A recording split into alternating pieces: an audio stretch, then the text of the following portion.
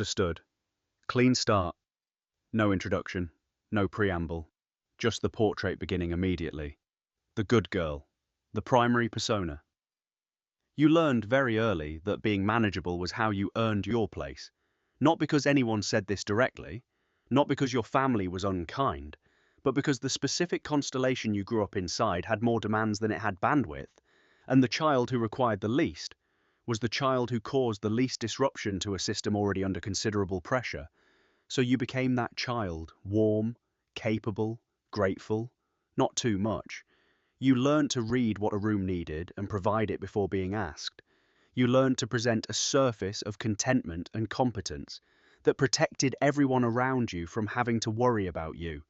You learned to be good. The good girl is not false. She is genuinely you. She carries real warmth, real social intelligence, real care for the people around her.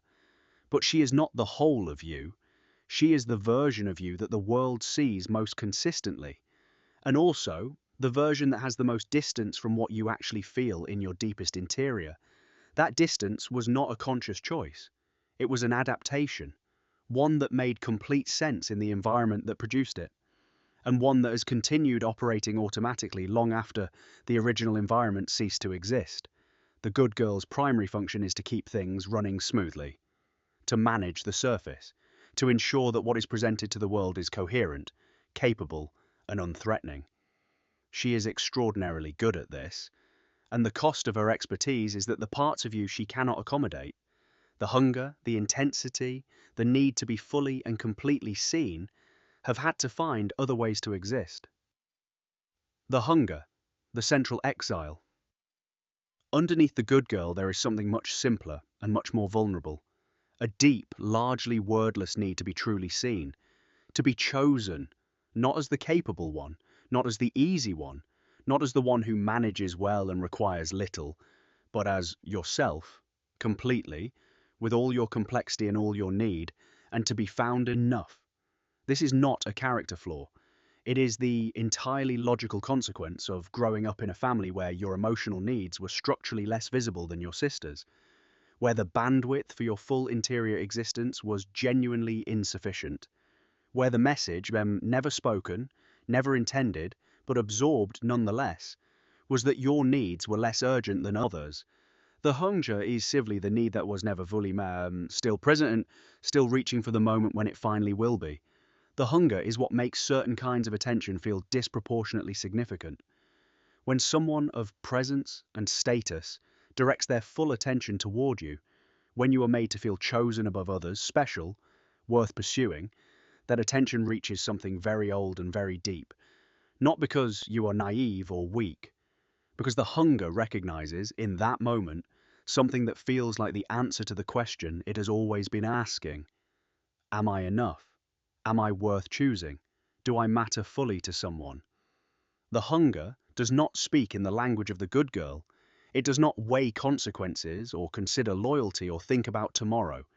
It moves toward what it needs with the directness of something that has been waiting too long and cannot afford to be patient any longer. Understanding the hunger is not about eliminating it. It is about finally seeing it clearly, recognizing where it came from, understanding what it has actually been seeking, and beginning to ask whether what it has been reaching for outside of yourself might be something that can, with the right work, be found within. The compartmentalizer, the master manager. This is perhaps your most powerful interior capacity, and it is one that has both served you and cost you in ways that are worth understanding fully. The compartmentalizer is the part that learned to keep different aspects of experience in completely separate containers that do not communicate with each other.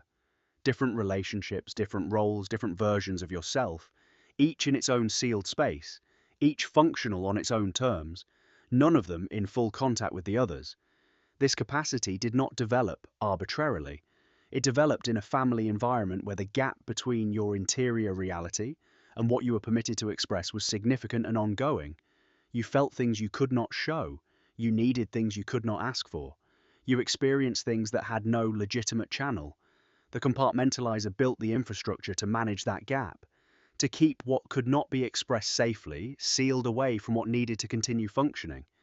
Over time, this infrastructure became extraordinarily efficient. so efficient that it eventually operated below the level of conscious decision.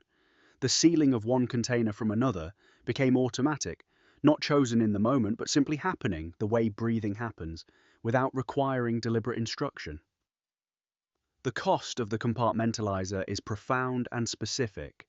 Genuine intimacy, the experience of being fully known by another person, of having all the containers present simultaneously in the presence of someone who sees everything, has never been fully available to you, because the compartmentalizer's entire operating principle is the prevention of exactly that kind of total contact between different aspects of your interior life.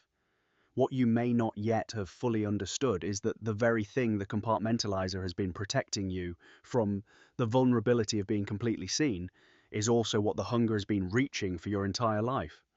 The hunger wants full seeing. The compartmentalizer prevents it. They are in direct conflict with each other, and that conflict is at the heart of much of what has been most painful and most unresolved in your intimate life.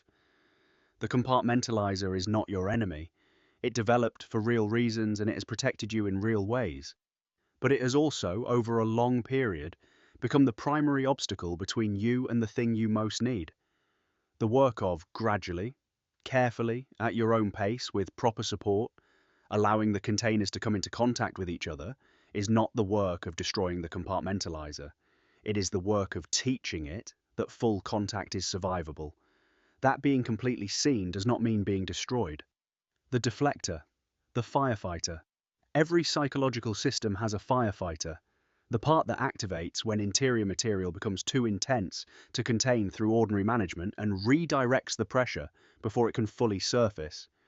Yours does not operate loudly or explosively. It is subtle, intelligent, and socially fluent. It deflects. When something is moving in your interior that feels threatening to approach directly, a feeling, a recognition, a realization that is getting too close to the sealed containers, the deflector activates and redirects attention outward, towards something manageable, towards someone else's process, toward a task, a plan, an analytical framework, toward a role that places you in the position of the capable, insightful, helpful one, rather than the one who is being invited to look honestly at herself. The coaching impulse, the desire to give advice, to create structure, to help someone else work through their material, is often the deflector finding a socially acceptable and genuinely caring expression.